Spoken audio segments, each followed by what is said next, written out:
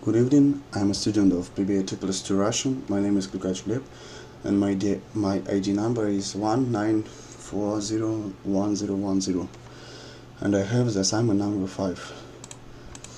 This is my task. I want to start with the definition of limiting factor. The limiting factor is a shortage of resources that cannot be fulfilled. It may be materials, labor hours, machine hours. In my task it is materials. To do this task I must follow these steps. The first step is find out which resources are in shortage. It is materials. Choose make and drop or make and buy. In my task I will choose make and drop because the assignment doesn't say anything about buying and selling. Make and drop means that we make priority which product to produce first and which to drop first. And next step is calculate contribution per limiting factor. The selling price of product 8 is $50 per unit. In product 1, $60 per unit. Variable product cost is 35 and 40. So we can calculate the contribution per unit. It is selling price minus variable product costs. In product 8 it is 15, in product 1 it is 20. So material usage of product 8 is 3 kilograms per unit, and in product 1 4 kilograms per unit. And we can calculate the contribution per limiting factor. Material usage is a limiter factor in this task. It will be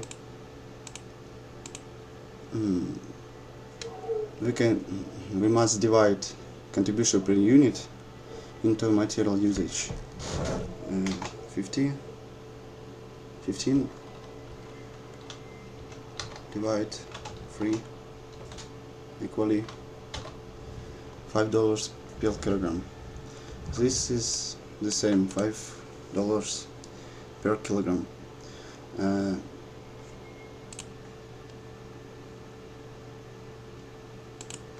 Since the values of contribution per limiting factor of product 8 and product 1 are the same, I decide to prioritize like this. Product 8 will be the first, product 1 will be the second, and in drop product 8 will be the second and product 1 will be the first.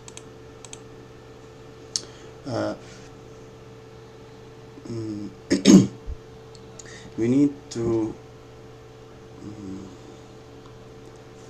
create a option production plan.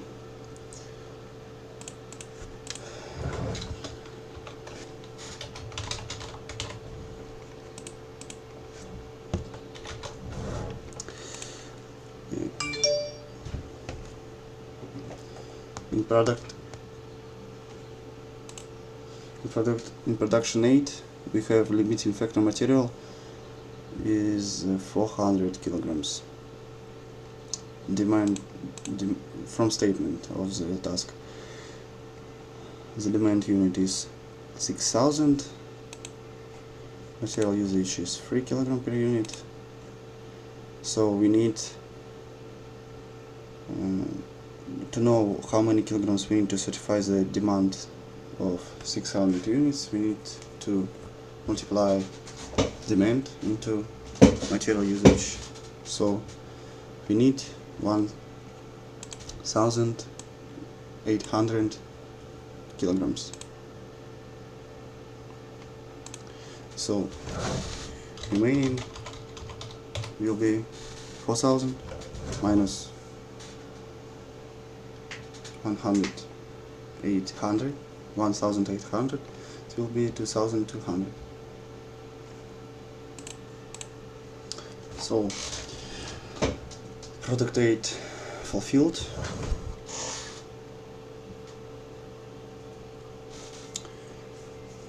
So we can calculate the total contribution of product 8.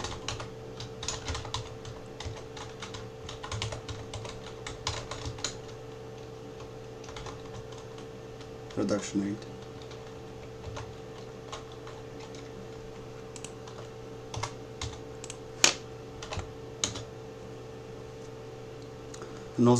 To know the total contribution, we must total contribution earned 600 units multiply into contribution per unit.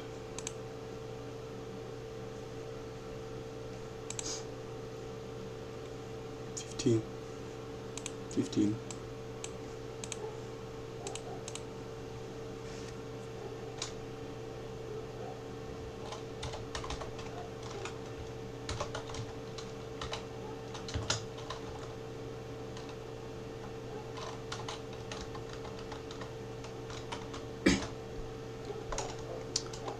Another variant to calculate the total contribution is allocated material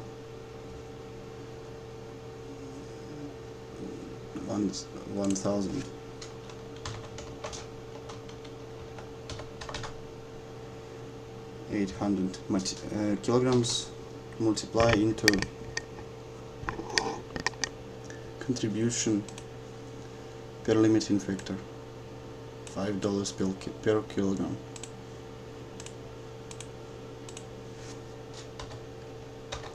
The answer will be the same, $9,000.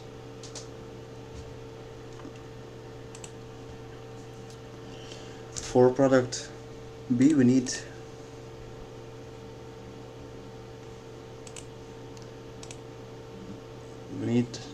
also need demand.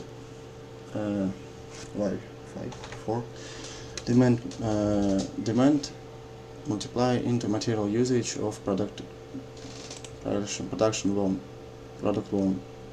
It will be 3,200 kilograms. In total,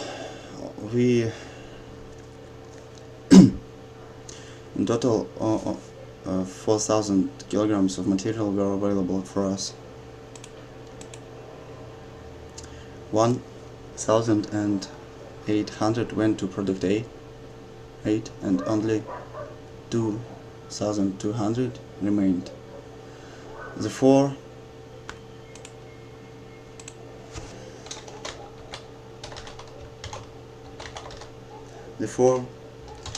we can't fully satisfy production volume.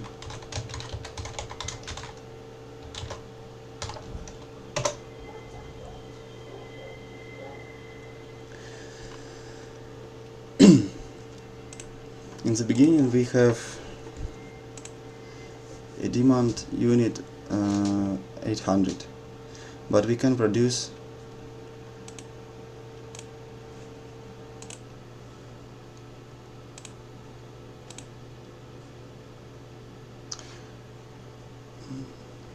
fully satisfy production volume, so allocated materials in production volume.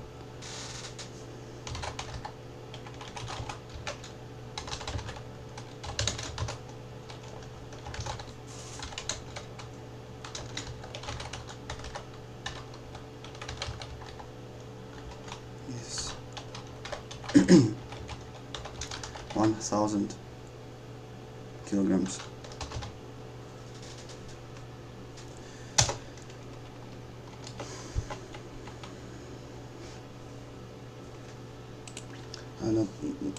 Not allocated.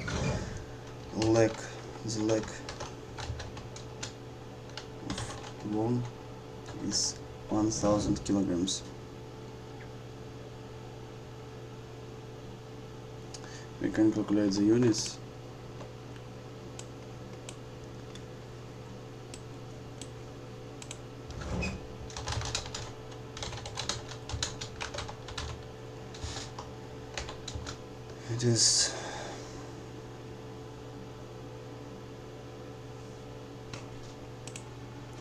It is 1000 kilograms divided into material usage of product 1. It is 4 kilograms.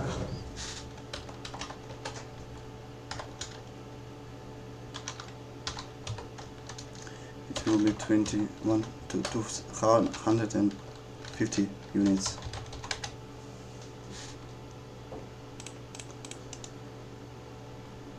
So we can calculate the total contribution of product 1.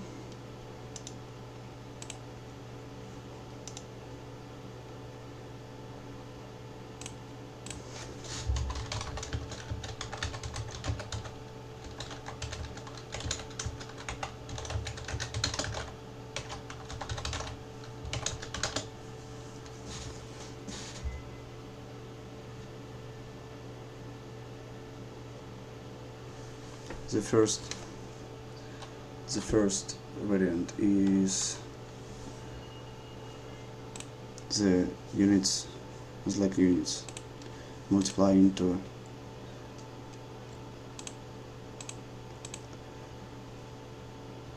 contribution per unit into 20. 250. It will be $5,000. Or the second variant is like kilograms, 1000 kilograms, multiply into material and into contribution per limiting factor.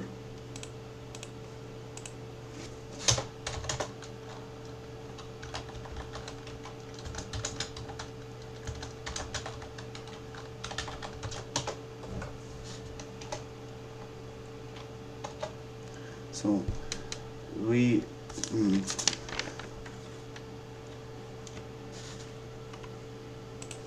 the beginning we have a demand of 800 units, as I mentioned. Now we can produce only 250 units. Accordingly, the remaining 500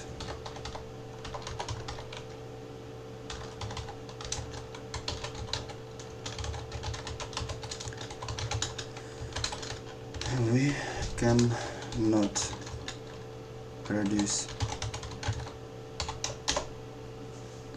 So opportunity costs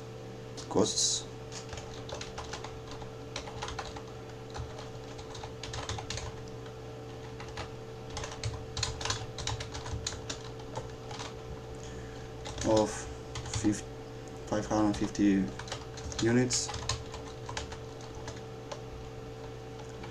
is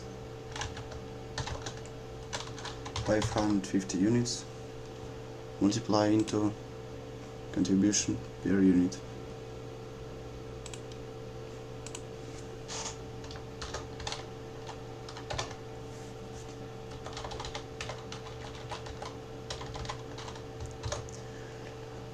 $11,000. This is amount that we finally lose.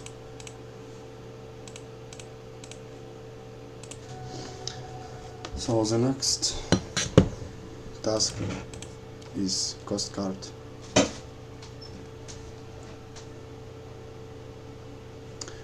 The question: what is the total cost of job number 808?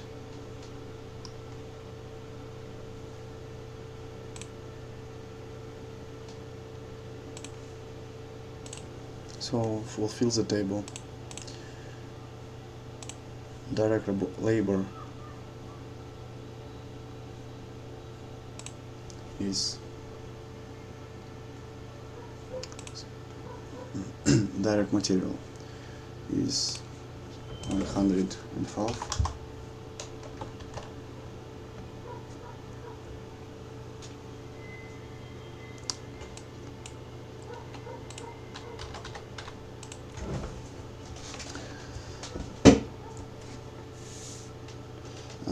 To find out the number of hours of direct labor, we need to divide direct labor into rate of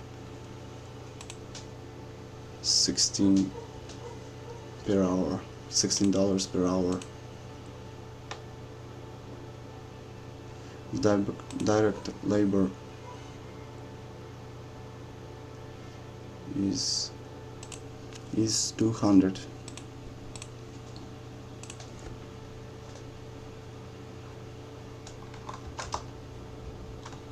Dollars. So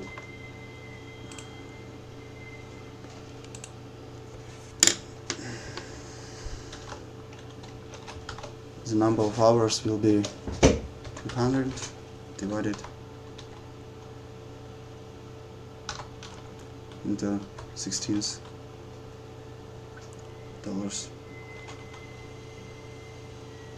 per unit per hour.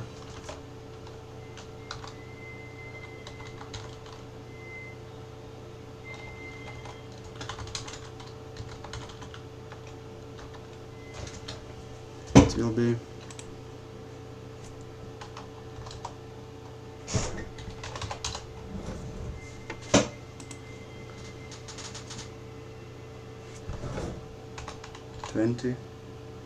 $12.5 hours.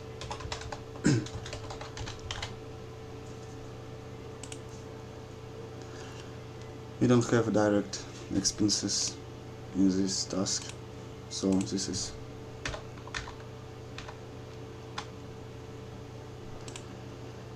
prime cost will be 200 plus 150.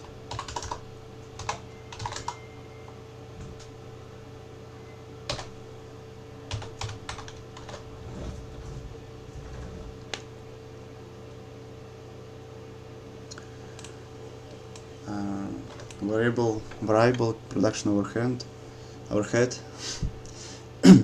is a multiply of hours of labor and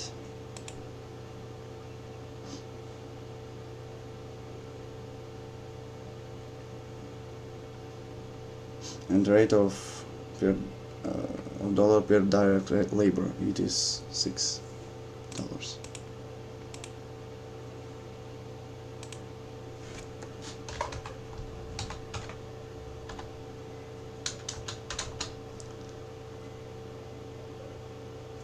It will be $75. So marginal production cost, it is the sum of this 350 plus 75. It will be $425. We don't have a fixed production overhead.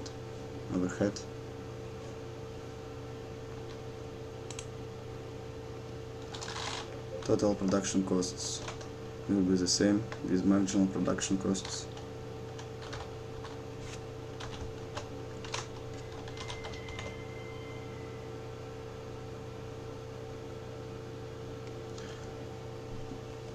How mentioned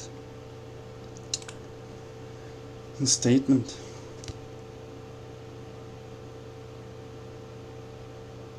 non-production overheads are absorbed at a rate of half of prime costs. Prime costs is 350. Non-production overhead is 5%, 50%. So it will be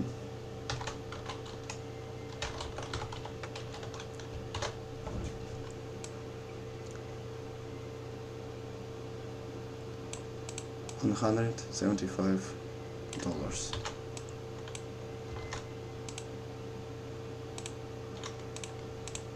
Total production, non-production overhead includes total administration overhead, selling overhead, and distribution overhead.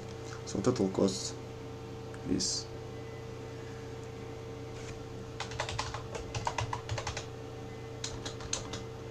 $600.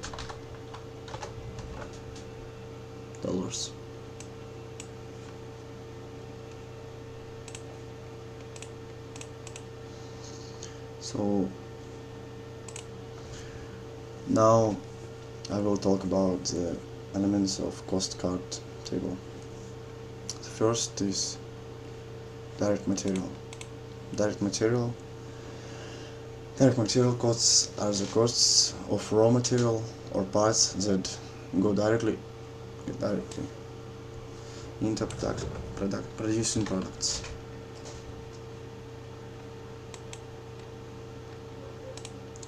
The next is direct labor. Direct labor costs are the wages, benefits, and insurance that are paid to employees who are directly involved in manufacturing and producing the goods. Direct expenses. Direct expenses are those expenses which are completely related and assigned to the core business operations of a company. They are mainly related to purchases and production of goods and services. Direct expenses are a part of the prime cost of or the cost of goods services sold by a company. The next element is the production overhead. Production overhead costs include direct factory-related costs that are incurred when producing a product, such as the cost of machinery and the cost to operate the machinery. Manufacturing overhead costs also include some indirect costs, such as the following: indirect materials and indirect labor. So the next element is marginal production cost.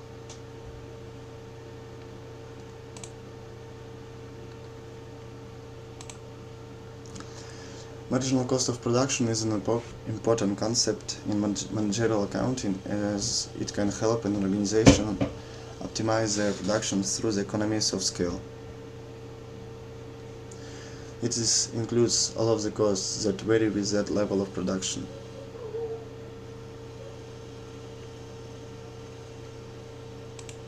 The following element is fixed production overhead. Fixed production overhead is a set of costs that do not vary as a result of changes in activity. It remains relatively constant regardless of production volume. For example, it is depreciation and amortization, maintenance of building and equipment, rental, insurance. Next element is non-production overhead. Non-production overhead is the costs that are not directly related to the production process. For example, management costs, implementation costs, research and development costs of new product. The following element is profit. Profit is the value remaining after a company's expenses have been paid.